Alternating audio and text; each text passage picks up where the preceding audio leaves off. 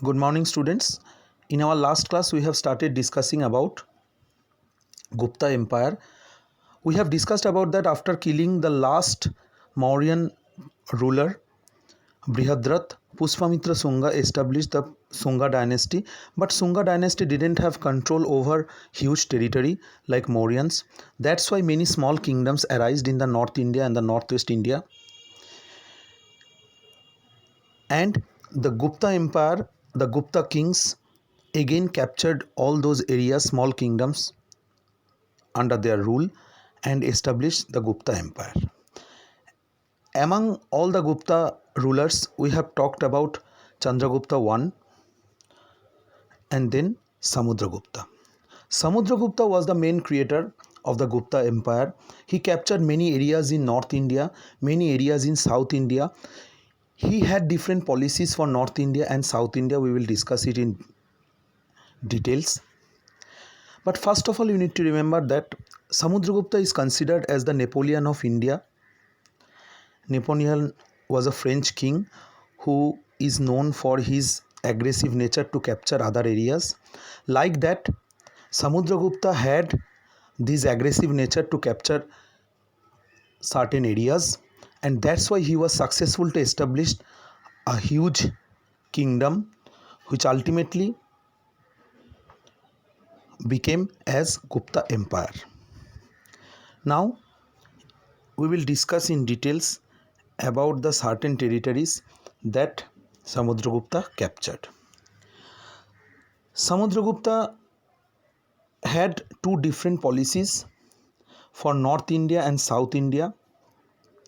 In North India, he followed a policy of direct conquest and annexation, while in South India, he released the defeated kings and made them his vassals. Vassals means people loyal to the king. That means they will rule, but they had to follow Samudragupta's instruction and they had to pay a huge amount of revenue to Samudragupta. That means in South India he didn't control those areas directly, but in North India he controlled those areas directly. Samudragupta defeated 9 rulers in North India and established a firm control not only over the Gangetic Valley but also over some adjacent regions. And from the Prayag Prashasti or the Allahabad Prashasti, which was composed by Harisena, we come to know about that the 12 rulers of South India were defeated by Samudragupta. He didn't annex those areas. He only defeated them and gave them back their territories and made them vassals. That means those kings had to follow the instructions of Samudragupta and they had to pay tribute or a huge amount of money or revenue to Samudragupta. The frontier kingdoms like Samatat in Southeast Bengal, Kamrup means Assam, Nepala means Nepal, and republican states like Malavas, Yaduas, and Madrakas and Abhiras in the west paid Samudragupta all kind of tribute. That means these kings were also the vassals of Samudragupta. They had to accept the control of Samudragupta on them. Now let us see the areas captured by Samudragupta. Now you can see on this map